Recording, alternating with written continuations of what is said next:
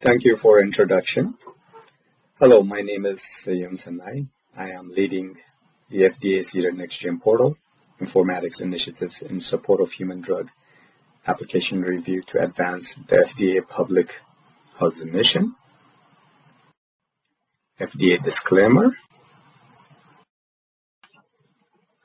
Today, as many of you may have active participants in the CDER NextGen Portal, I will share how the portal have been improving research investigational new drug application submission process. As agenda, we have a quick overview of the CDER NextGen Portal and the before and after CDER NextGen Portal. And in detail, we will see the research investigation new drug application builder process. So what's CDER NextGen Portal? The CDER NextGen Portal is an integrated informatics solution based on common industry standards for collaboration, and it is a one-stop shop for purpose of submission, collaboration, and reporting. Moving forward, we will quickly overview the before and after CDER NextGen Portal story. Prior to the inception of the CDER NextGen Portal, sponsors relied heavily on mailing non-eCTD paper submission and media submissions to FDA. Since the portal has been enabled, the digital transformation improved the process drastically from manually intensive to streamlined collaboration platform. The data intake has been standardized and streamlined, and we are successfully maximizing technology to improve operational efficiency. And we have also increased the document upload size to 100 megabyte submission via the portal. So overall, as a one-stop shop, we have 16 plus portal applications in CDER NextGen Portal, and today we'll go a little bit in detail. One of the research IND application builder, which has been live for the last year and a half. What you need to know about research investigational new drug applications. A research investigational new drug application, also called non-commercial INDs, is an application which a sponsor, generally an individual investigator or academic institution or nonprofit entity, does not intend to later commercialize the product. These studies are strictly for research, are usually shorter in duration, and may result in publication in peer-reviewed journals. Current federal law requires that a human drug be the subject of an approved marketing application before it is transported or distributed across the state lines. Research IND application can be submitted in paper or via CDER NextGen Portal through the Research IND application builder. What are real-time interactions? The CDER NextGen Portal has numerous real-time interactions. These slides depict an example of standard interaction between sponsors and the FDA CDER reviewers when submitting a research IND through the portal. On the left-hand side, we have sponsors, and on the right, the FDA. After the sponsors submit the initial submission to the FDA, an acknowledgement be received via email.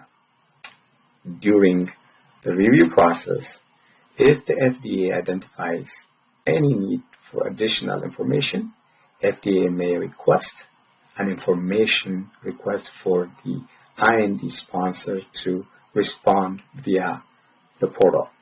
In addition, the sponsor may submit an amendment or any additional clinical study data to the FDA to be added to the initial submission. So for today, we have a story for you. Adam Cole from NIH wants to submit research IND to the FDA via the CDER NextGen Portal. The Research IND Application Builder continued to expand its scope and submission types, but is strictly accepting pre-submissions, initial submission, and protocol amendments at this point. Let's walk through a user story. Adam Cole from NIH wants to submit research IND to the FDA via CDER NextGen Portal rather than mailing the application via US Postal Service. As you see, that Adam has the required IND application data elements such as pre-assignment number, sponsor information, product details such as UNI number, and study details with NCT number. Adam follows the steps to make submission with CDER NextGen Portal in less than 10 steps, and we'll see how he does it. So at this point, Adam logs into the portal, will land on the event page. The next step will be he will then be presented with three different submission types: pre-submission, initial, or protocol amendments. At this stage, Adam has the opportunity to select submission types. In this screen, as you see, there is a pre-submission, initial submission, or protocol amendment option to be selected. Once Adam selected the application builder detail, as you see, it has a pretty standardized feature, the application builder as well as the help center. And note, each application has an application builder which allows users to know where they are in submission process with a status of completion within each page. The portal also allows users the ability to access references, guides, FAQs, and videos directly from the Help Center found within the application. Finally, each application has similar navigation pan between pages to ensure Adam can go back and forth, proceed to the next page, save as draft, or submit. Within the product details section of the application builder, sponsors may enter various types of drug names from drop-down, including generic, trade name, chemical, and codes. A key feature on this page is allowing the user to add multiple indications. After selecting the Add Indication button, a pop-up modal will display for the sponsor to enter relevant data. The modal includes a hyperlink to SNOMED CT dictionary for ease of reference for the sponsor to enter their product data. In non-clinical and clinical detail section of the application, Adam will able to enter information pertaining to his non-clinical and clinical trials. The first step for him will be click to add a study. He will proceed by entering required information regarding non-clinical study. To minimize data entry, he may enter his National Clinical Trial Number, which is called NCT, for validation and retrieval of key details. Adam will be able to upload study reports for other supporting documents, if applicable, such as datasets, study protocol, etc. In this section, Adam will be able to upload all relevant documents for his submission. To upload, he will simply click the plus icon next to the specific document type. For this specific submission, he will need to upload a cover letter. He can do so by either dropping or uploading the file from his computer. In this section, the review and submit with document generation, Adam will generate Form 1571 as part of the REdI application builder, and then he will review the application and then move on to the next page, which will take us the final stage of the application builder. Adam will sign Form 1571, verify all the information, then submit the research IND application to the FDA. In summary, to submit research IND application, you just follow a simple 3-step. The first one, create the CDER NextGen Portal account. Select the research IND application builder. Third, digitally sign and submit to the FDA. With that, if you need any support, please contact the CDER NextGen platform support team at edmsupport@fda.hhs.gov. Thank you to NIH and other sponsors for your collaboration in making the Research IND application builder successful. And if you have any question, I will be at the panel and I'm happy to answer your questions later on. Thank you. You have a great day.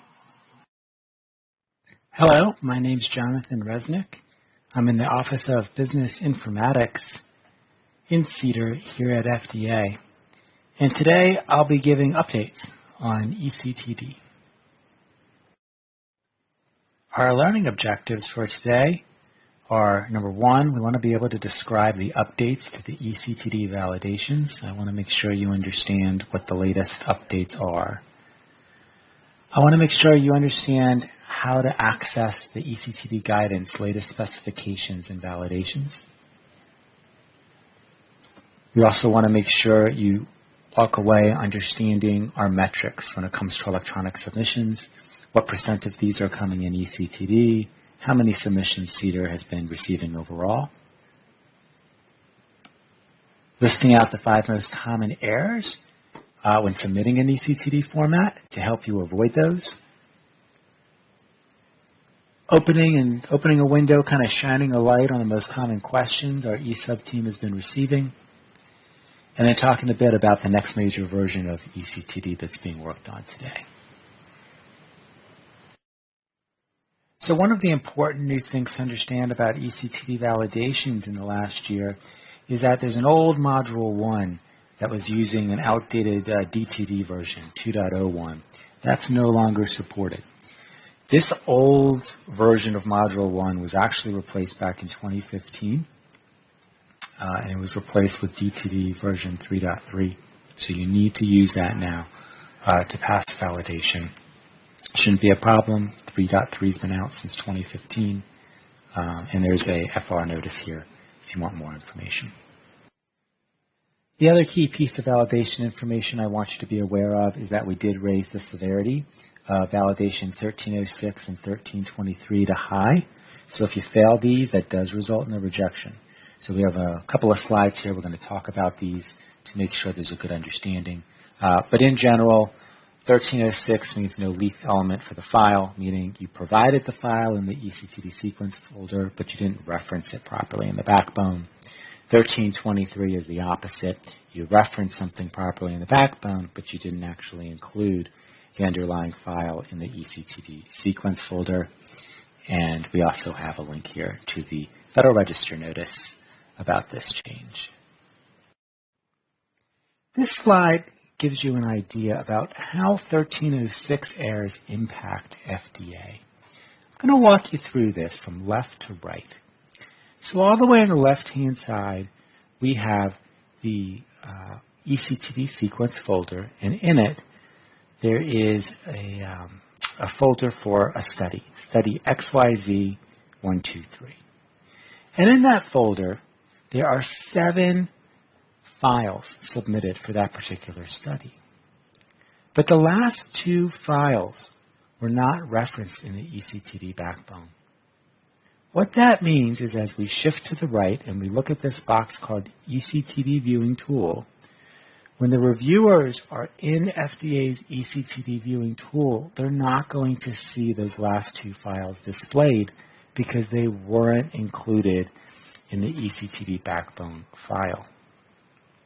This also impacts our data analytics tools, which pull and parse data out of these files to make available in downstream systems so that reviewers can do searches and filters and other types of things like that with the data. This next slide shows the impacts to CDER when a 1323 error occurs. So remember, 1323 is when a submitter references a file in the eCTD backbone, but they don't actually include the file in the eCTD sequence folder. So in this example, the reviewers in the eCTD viewing tool, they see these 5 files listed for the study, but when they click on them, the tool gives them a file not found error message because the actual file wasn't included in the eCTD sequence folder.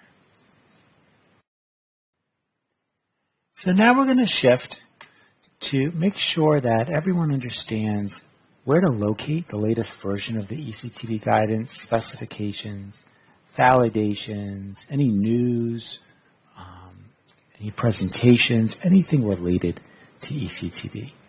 We put all this information up on our eCTD webpage here at fda.gov. We have the link up here on this slide. And this webpage has the latest guidance. It also has something called the eCTD Submission Standards. This is a catalog of all the eCTD-related specifications, validations, everything related to it.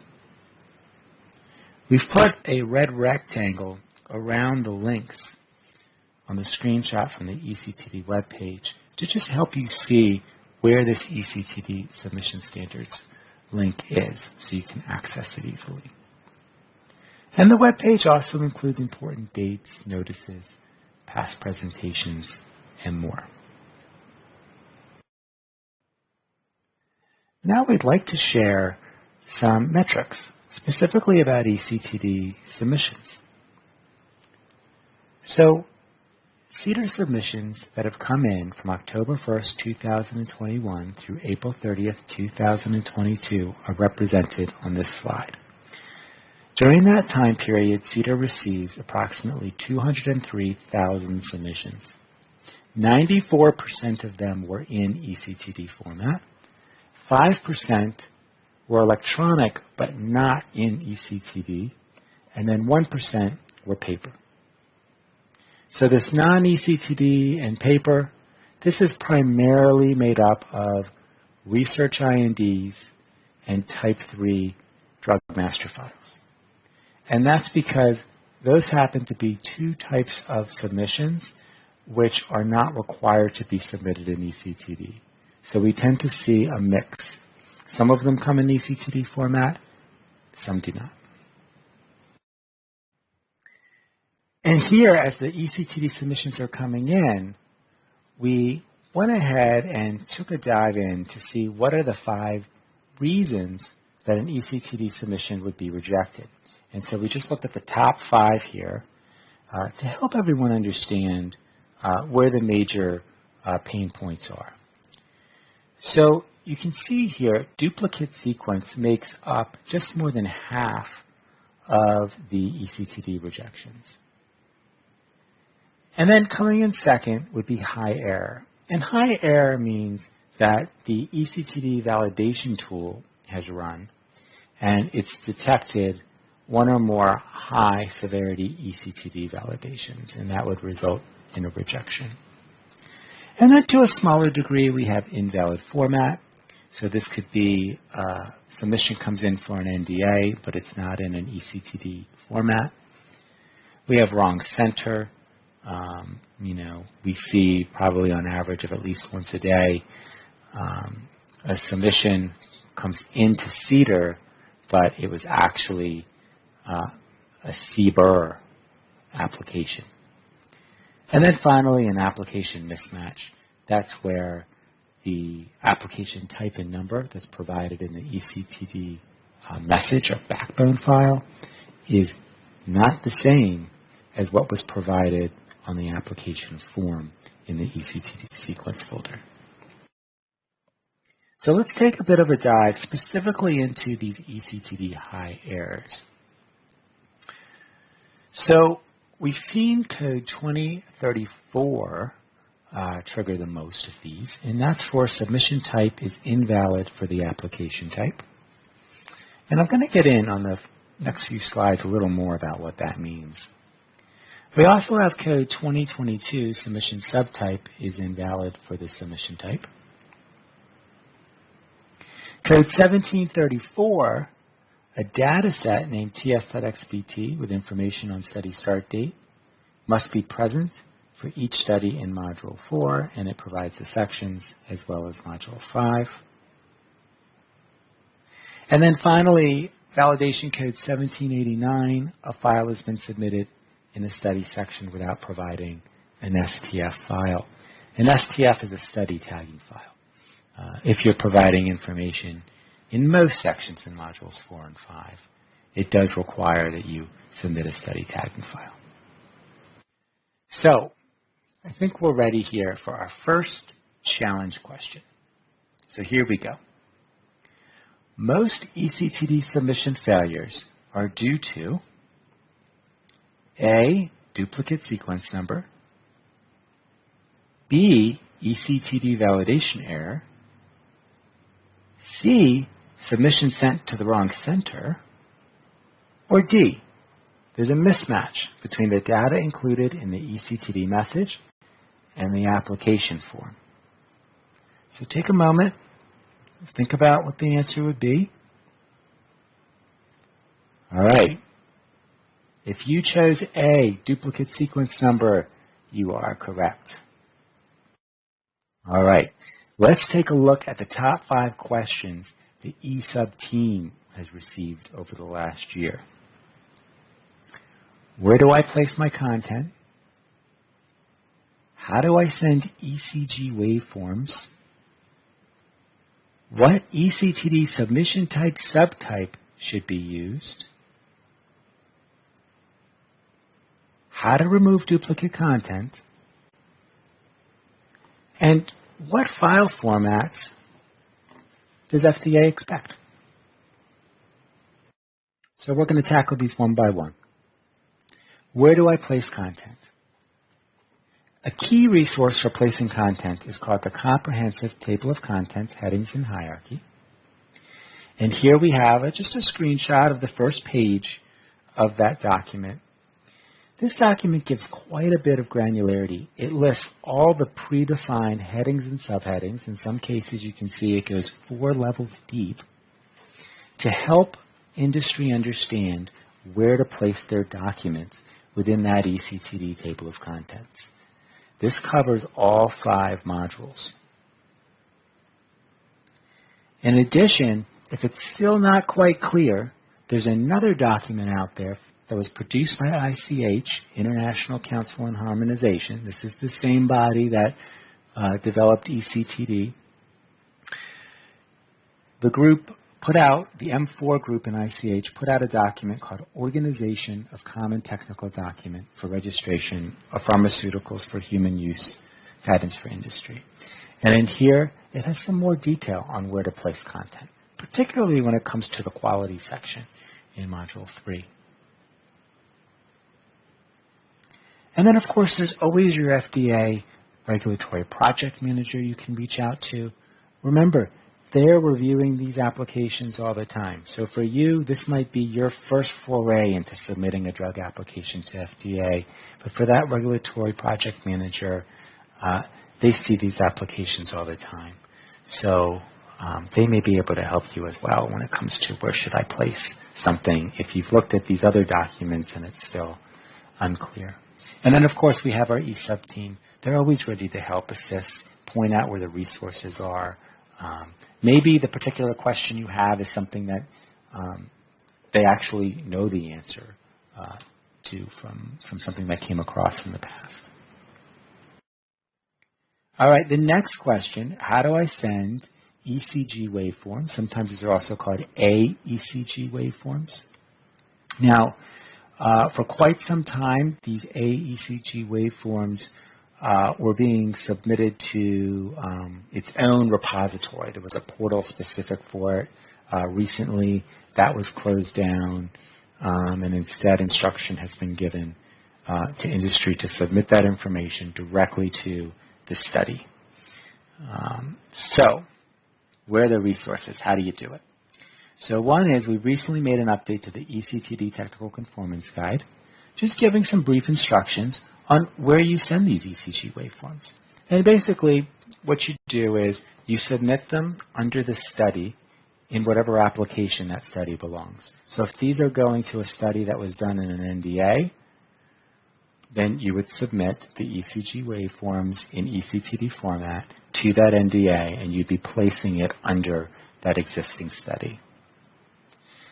For more general questions about these ECG waveforms, we encourage you to take a look at the FDA website, Interdisciplinary Review Team for Cardiac Safety Studies.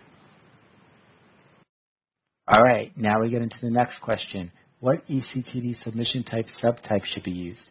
And this gets into some of the most common eCTD errors we see, where people use the wrong submission type or subtype combination. So the resources here is the eCTD backbone files for specification for Module 1. Here's a screenshot from it. It has a nice table. It lists all the different submission types you could use, what the possible submission subtypes are for each submission type, and the valid application types. So for like the first row, you can see a submission type you could use is original application. And then there are 4 possible submission subtypes: pre-submission, application, amendment, resubmission. And then it's valid for all those application types on the right-hand side, the IND, DMF, and so forth. So this is a great document to refer to, print out if you want, when you have questions about what eCTD submission type, subtype combinations can be used, under what application can it be used, and so forth. All right, next question, how to remove duplicate content. In order to remove duplicate content, you're going to use the delete eCTD lifecycle operator. You're going to use that in your next eCTD sequence. That will then flag that particular document in the eCTD dossier as deleted. The reviewer will see it. If you need to actually remove a duplicate heading in the eCTD, and typically we see this where there's multiple 32P headings, you can do that by removing all the documents under the duplicate heading by using that delete eCTD lifecycle operator. Once you delete all documents under a heading, the heading will then be removed from the reviewer's view. And finally, the last question, what file formats are expected? So here we refer to the resource called Specifications for File Format. Here's a quick screenshot of it. It provides all the different file formats that FDA expects to see in an eCTD sequence. So there's many different ones. Of course, there's PDF, but there's also doc, docx, text, there's XPT files, XML files, all sorts of things. And this document gives you a nice idea about where we expect to see those. All right, I think we're ready for challenge question number 2. Here we go. Where can I locate valid eCTD submission type subtype combinations? Is it A, specifications for file format types? B, eCTD comprehensive table of contents headings and hierarchy? C, the eCTD backbone file specification for Module 1? Or D, the interdisciplinary review team for cardiac safety studies website? Think about it. All right. If you chose C, eCTD backbone file specification for Module 1, you are absolutely correct. All right. And lastly, I want to talk a bit about the road ahead. The next major version of eCTD is eCTD version 4. ICH has been working on this for a long time. And now the regulators who are members of ICH have started their implementations of it. The ICH eCTD version 4 implementation package is currently published. FDA has a regional eCTD 4 implementation package along with technical conformance guide, validation specifications. These are all published on our FDA webpage. FDA also has a timeline to accept voluntary eCTD 4 submissions. We're currently looking at late 2023. We are just starting to do our internal testing, so this really is a best case scenario. And please, you can see this hyperlink here to FDA's eCTD 4 implementation page for more details on all of this and the links to all of these packages. This resources slide covers all the links that we've been providing during the presentation. And in summary, remember, the old Module 1 DTD 2.01 is no longer supported. Make sure you periodically check FDA's eCTD webpage for announcements and updates. The most common eCTD submission error is using a duplicate sequence number. And FDA is now starting to test the next major version of eCTD, version 4. And that's it for today. So if you have any questions, please join us for the live Q&A panel coming up at the end of this session. And if there's a question that you didn't get around to asking during the panel, please feel free to send in questions to eSub as well. Thank you for your time. Hi, my name is Heather Crandall. I'm here from CDER on the electronic submissions team to talk to you today about the FDA study data technical rejection criteria that are part of the eCTD validations for some updates and other information to know. So today I'm going to review the background of the technical rejection criteria and go through some updates to them. I'm also going to review some of the most common errors that we have seen since these validations were made effective in September of 2021. And then I'm going to close by talking about the importance of submitting standardized study data in applications.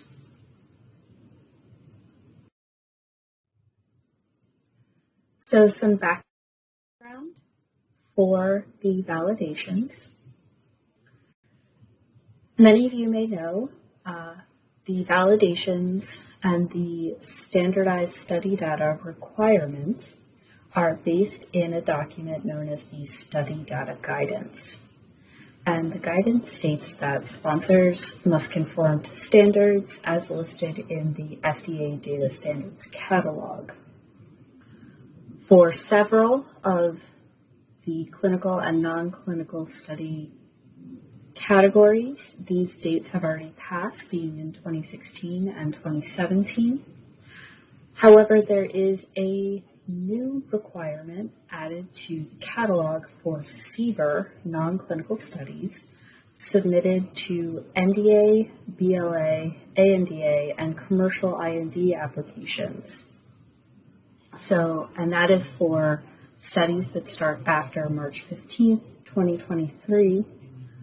They must be in the SEND standardized format. So FDA uses these technical rejection criteria in eCTD validations to confirm that sponsors are conforming to the standards as listed in the catalog.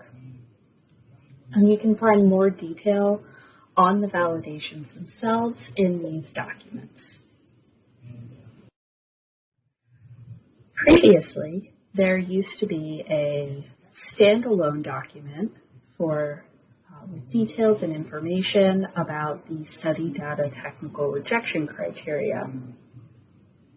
However, as of March, that document does not exist anymore, and that detailed information has been incorporated into the study data technical conformance guide. So you can find that information there now, and if you have the link to the previous standalone document, it will now redirect you to the conformance guide.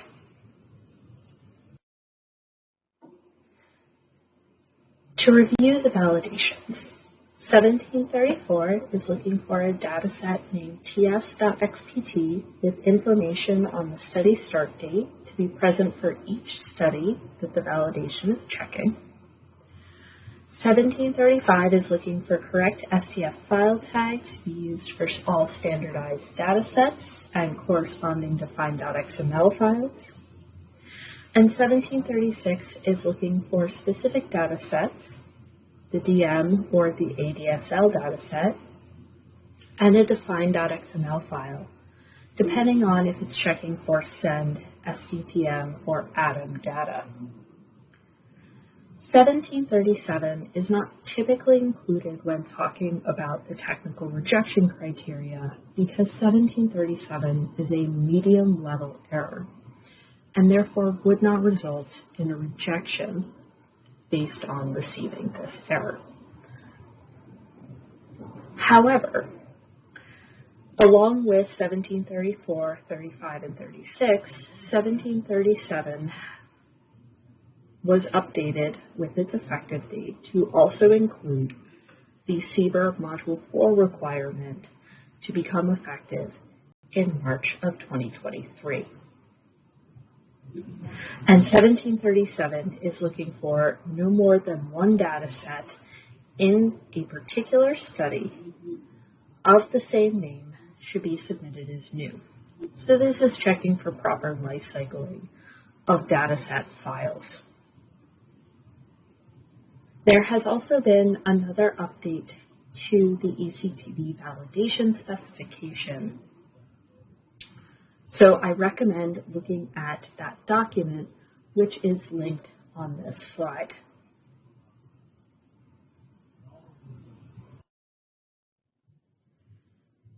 Finally, there is error code 1789. And this error code has different expectations than the ones listed on the previous slide because this is based in the eCTD guidance. So this applies to a wider range of Module 4 and Module 5 sections. Also, its effective date was not updated with the CBER SEN requirement because 1789, which is looking for files submitted to a study to be properly referenced in the study tagging file, already applied to all application types for CDER and CBER, regardless of study start date, because it is based in the eCTD guidance. So our first challenge question. When does CBER SEN requirement begin? Is it A, when studies start after December 17th, 2017, for studies that start after December 17th, 2016, for studies that start after March 15th, 2023, or D, CBER will not require SEN standardized data? And the correct answer is C. CBER SEN requirement will apply to studies that start after March 15th, 2023.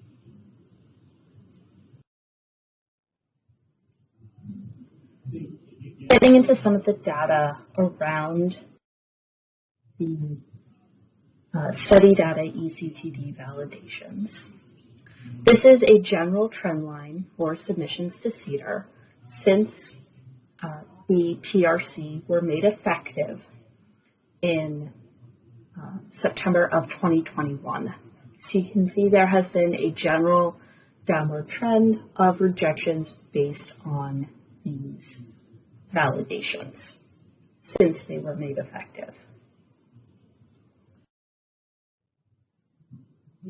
Digging into the specifics of which validations we are seeing the most, this is looking at specifically commercial INDs, NDAs, and BLAs. And as you can see from the graph, 1734 is the most common error reason that we're seeing across application types. And we'll get into a little bit more detail on the specifics around that error in the next couple slides. Also, 1789 is the second most common error reason that we're seeing, especially for commercial INDs, who, as you can see from this graph, have the highest number of errors overall.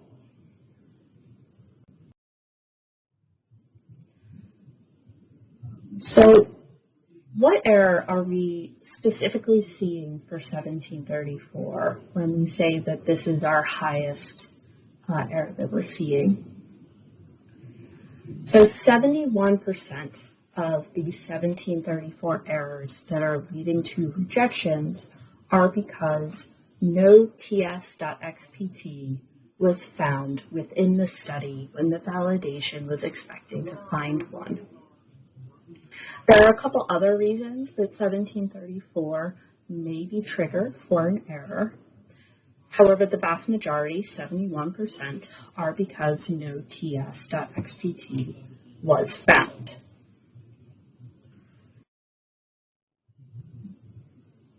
In the Study Data Technical Conformance Guide, there is a table that lists the expectation by both CDER and CBER for when a ts.xpt is expected to be submitted with your study. So I highly recommend familiarizing yourself with this table. It is a great resource to help avoid having a 1734 error because you were missing a TS file where the validation is expecting to find one.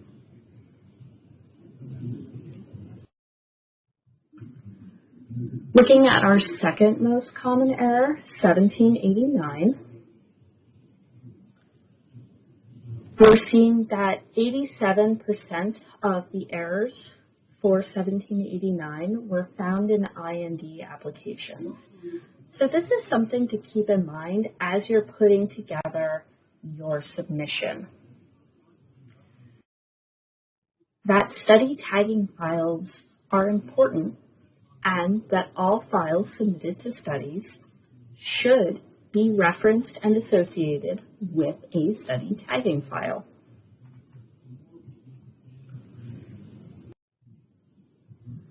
So challenge question number 2. What is the most common reason for a 1734 error? Is it A, that no ts.xpt was found for the study?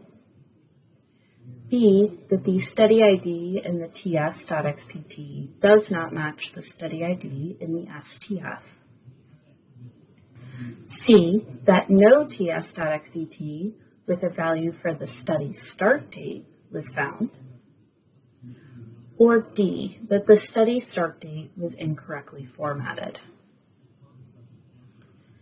And the correct answer is A, that no ts.xpt was found for the study.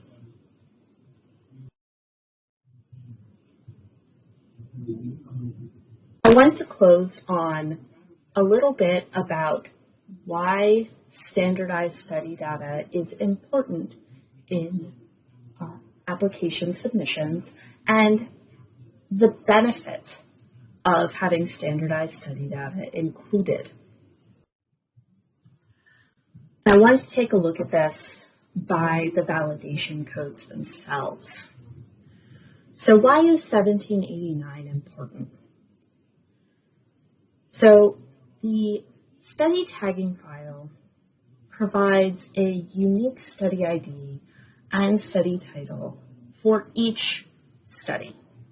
And it does group all of the files that are part of that study under that subheading of the unique study ID and study title. So when files are not referenced in a study tagging file, that unique reference isn't there, and it can be hard to tell files apart between studies. Because if several studies are submitted to a subsection, for example, 4.2.1.1, if they are not referenced in a study tagging file, they will all group together, and each individual file would have to be opened to see which study it belongs to. By referencing them properly in a study tagging file, they are sorted, and it allows a reviewer to easily find the study that they are looking for. This also translates into other systems that reviewers may use to look at studies. Without having this connection with the study tagging file, the study is not able to be properly pulled into some of the other systems that reviewers may use. So some of that data is lost.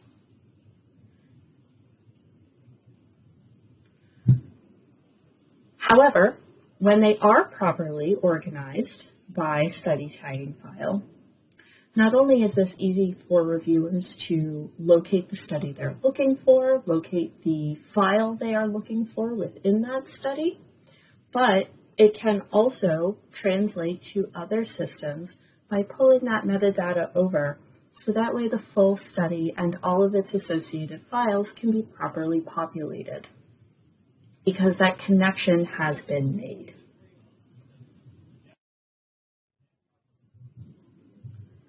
So why is 1734 important? Without the ts.xpt, not only can we not determine the study start date to know if standardized study data is required in an automated fashion, but we're unable to pull out some of the high-level study data that the ts.xpt provides to help reviewers sort on, find, and learn more about the study that they are looking into. So there become a lot of gaps in the knowledge that we can display to reviewers up front. However, when a ts.xpt is included, we're able to pull that information out of the ts.xpt to help make it searchable to the end user of systems. So that way they can sort on and properly find the study that they are looking for and know some basic information about it up front. So what is the study ID? What is the phase of this trial? We can also make connections with other systems, like with clinicaltrials.gov using the NCT number provided in the ts.xpt. We can connect that together.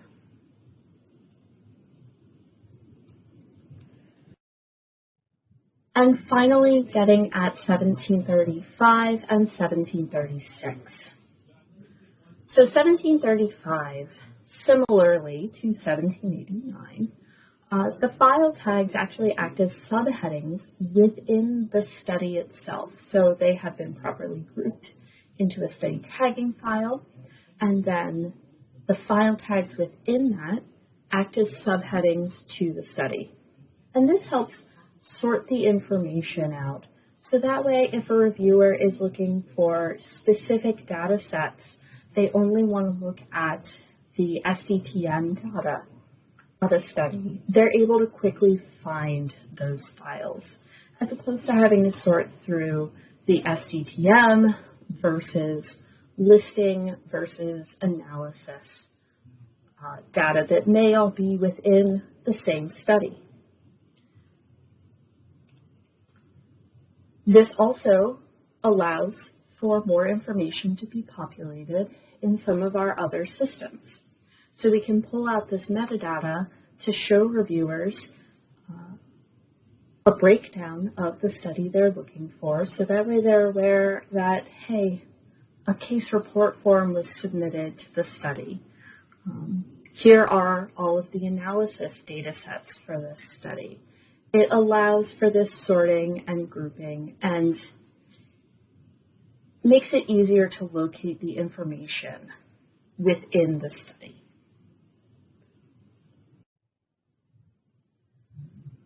So here are some references for both study data information and eCTD information. And in summary, so FDA uses the eCTD validations to confirm that sponsors are conforming to the standards listed in the FDA Data Standards Catalog. CBER SEN requirement for non-clinical studies begins March 16th, 2023. And commercial INDs have the highest number of failures related to the technical rejection criteria. Most notably, a missing TS.XPT being the most common error for 1734, and secondly, 1789 being the second most common error. And finally, standardized data helps FDA streamline the review process, enable searching, and automated capabilities. So if you have any questions after this session, here's who you can reach out to for questions about study data and eCTD in both CDER and CBER. And thank you.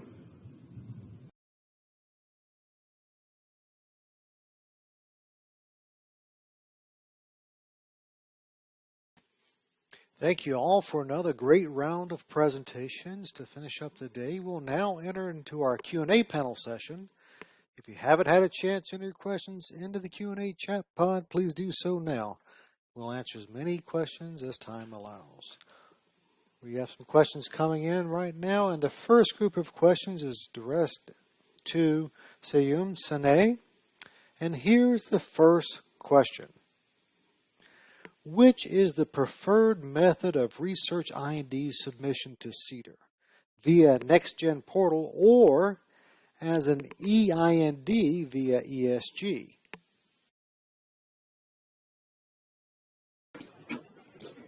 Good afternoon. This is Seyoum Senay. This is a great question. Both EIND and NextGen Portal are valid method for research IND submission. But I will highlight the CDER NextGen Portal application builder benefits. There are 3 of them. The first one, the capability with application builder having the two-way communication.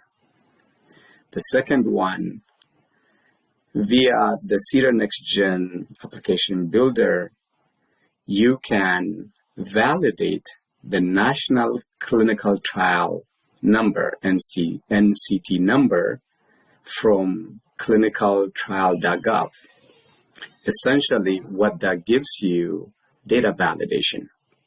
The third advantage or benefit is you can also, or application submitters can look up the SNOMED CT directory via the CDER NextGen Portal. So having this capability gives advantage for sponsors or investigators be able to submit clean, complete, and validated data to FDA and accelerate the review process. Thank you for responding to that question. We have another question for Seyoum. Here's the question. Can someone other than the investigator submit an IND application using the Research IND Application Builder? Several academic institutions have regulatory support officers who help prepare and submit INDs on the investigator's behalf. Another excellent question. Yes, other than investigators for research IND can be submit by a regulatory support agent on behalf of investigators. And if you have any other question, please contact the edmsupport.fda.gov and we'll be able to respond to your question. Thank you again. Thank you for responding to that question. We do have one more question in this round for Seyoum, and here's the question. Can the CDER NextGen Portal also be used for commercial INDs? Excellent question again. At this point, the CDER NextGen Portal is not configured to receive commercial IND application.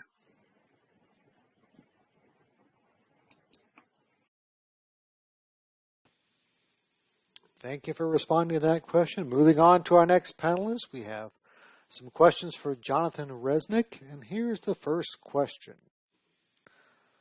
Does the publishing validation detect a possible rejection region such as duplicate sequence? Thanks, Ray. Well, many of the eCTD publishing tools do have the functionality where they can run validation for the submitter before they send it into FDA. So the eCTD publishing tool, it packages up your submission into a valid eCTD format, and then typically the submitter would have the option, and you would follow up with your eCTD publishing tool vendor on this, but they typically do have validation functionality built into the tools so that you could run eCTD validation on your sequence before you send it in to the FDA. So if you have any high validation errors or even medium or low ones, you'll be able to identify those and make those corrections before you actually transmit your submission through ESG to the FDA. When it comes specifically to duplicate sequence numbers, that's a little bit trickier because your end, your side, your validation tool, it may not know if a particular sequence has been successfully accepted by FDA. And so it may not be able to tell you if what you have is a duplicate sequence you're about to send. But yeah, that about, I think, covers everything on that question. Thank you for responding to that question. We do have another question for Jonathan. And here's the next question. Why do these eCTD validation codes appear? It would be great to learn more about them. Thanks again, Ray. Well, why do these validation codes appear? They appear because eCTD is a standard. This is actually why there are multiple companies out there that provide the service of publishing a submission in eCTD format, because all these different publishing software options, they all use the same standard, which was developed by ICH, the International Council on Harmonization. So these validation codes let you know if you have done something that isn't following that standard. And a way to learn more about these validation codes is that you can go to the FDA eCTD webpage, and if you refer to my slide presentation, you'll be able to find a link. And on the eCTD webpage, there is a link for something called the eCTD Submission Standards. It's a document that contains a list of all the specifications and standards related to eCTD, and one of them is called the eCTD Specifications for Validation Criteria. Well, that document has all the eCTD validation codes, the descriptions, the severity levels, recommendations on what you would do to correct if it did trigger. So I definitely encourage you to go ahead and take a look at that if you're interested to learn more about these validation codes. Thank you. Thank you for responding to that question. We've got a couple more questions that came in for Jonathan, and here is the next question. If due to any reason we're stuck with ESG and we're not sure if our complete sequence was uploaded or not, what should we do as there are changes for duplicate sequences? And also we have to submit our submission on the same date, and we can't wait for ESG confirmation if the ESG was received the sequence or not. We definitely understand that challenge. We've seen it before. So if you submit your eCTD sequence and you're sending it through ESG, the Electronic Submission Gateway, and you're waiting to find out, was this successful? And you would find that out by getting what we call a third acknowledgement that says, yes, your submission has successfully made it through. If you're waiting for that and a couple of hours goes by and you're looking at the clock and you're saying, oh my goodness, I have to get this submission into FDA by the end of the business day today, and I don't know if it's made it in or not. You can do a couple of things. Number one, you can contact ESUB. If this is during business hours, and hopefully it is that companies do try to, we know that companies definitely try to make their submissions during business hours so they can get help if they see anything is going awry. But you can contact the ESUB mailbox, and they can actually go behind the scenes and check to see, did this make it through or not. If it's after hours or you're not getting a response in time, go ahead. Resubmit it again and send it in if you're not sure.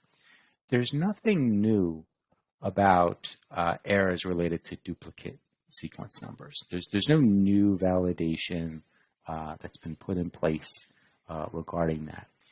I brought it up during my presentation just to let all of you know that does continue to be the most frequent reason for why an eCTD technical rejection notice gets sent back to the sponsor because they've used an eCTD sequence number more than once.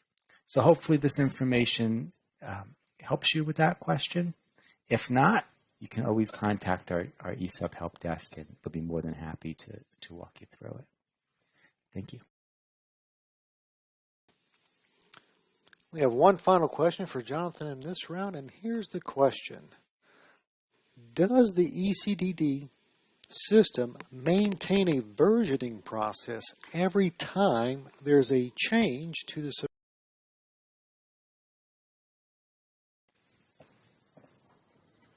I'm so glad we got that question. This is one of the great things about eCTD, version control at a submission level. So you have your application, and as you make each submission to it, it's its own unique eCTD sequence. And those eCTD sequences are really connected to each other.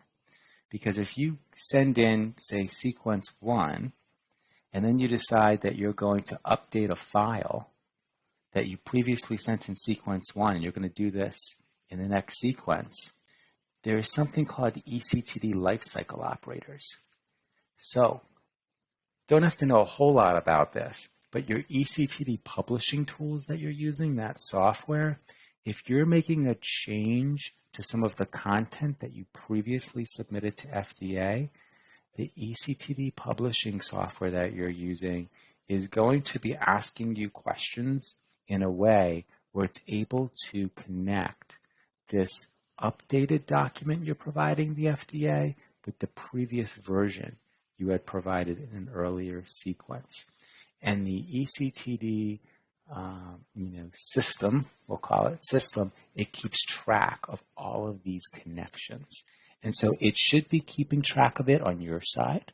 Your eCTD publishing tool should be able to keep track of all of these relationships between any version updates you're making on your end. And over on the FDA side, we're able to keep track of all of that information too. So hopefully that gives a little more light on that question. Thank you. Thank you for responding to those questions. Moving on to our next panelist, we have a few questions that came in for Heather Crandall, and here's the first question. Would you advise on how to submit PKPD data sets when there is a report in section 5.3.4, but the data sets are pooled from multiple other studies?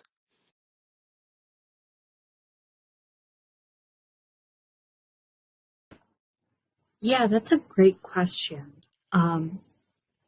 So if you're talking about a report in a particular clinical section and you are concerned about the study data validations being triggered, a report, just a report being submitted, is not a trigger for a clinical study. And you can find more about that in that table that is referenced in the Study Data Technical Conformance Guide. It gives information about what will trigger these study data validations to run based on what is submitted to the study. You should have a ts.xpt with your study start date, so that way the study start date is known. But also, if you have a question about a specific study and you need to give more detail that can be asked here, please reach out to the eData team in CDER, and they're happy to answer your questions. Thank you for responding to that question. We have another question for Heather, and here's the question. What is the best way to submit legacy study data with clinical study reports, CRFs, and bioanalytical reports that only exist as PDFs and do not have accompanying XPT, XSL, or XML files?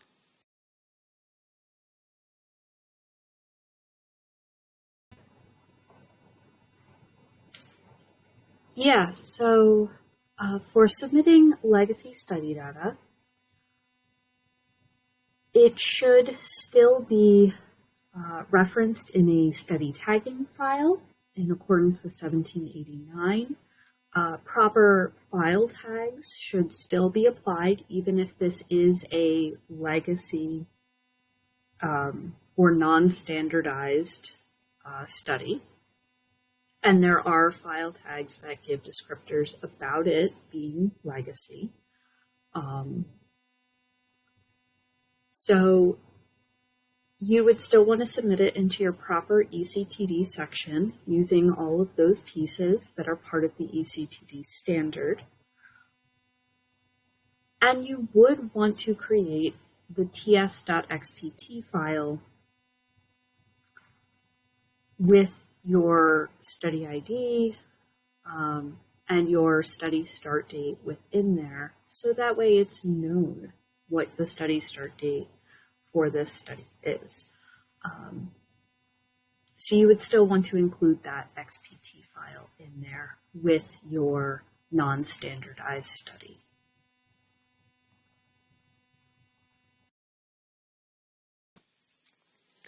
Thank you for responding to that question. We just have a couple minutes left, so we're going to try to get in one last question and for Heather.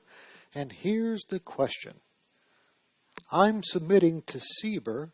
How do I know if my non-clinical study needs a ts.xpt file?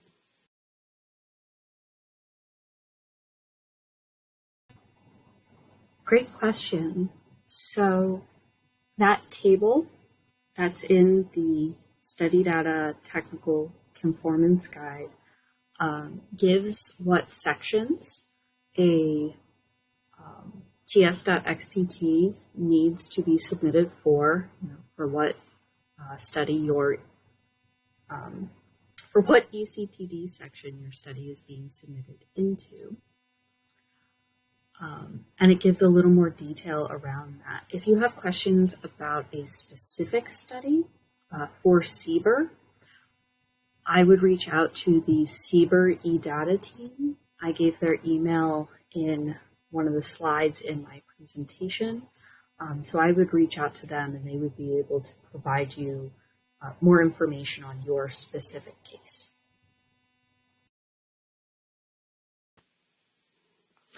Well, that's all the time we have for questions during this panel. And a huge thank you to all panelists and presenters throughout the day for all the great presentation and answering numerous and responding to numerous questions that did come in. We do have a few closing reminders.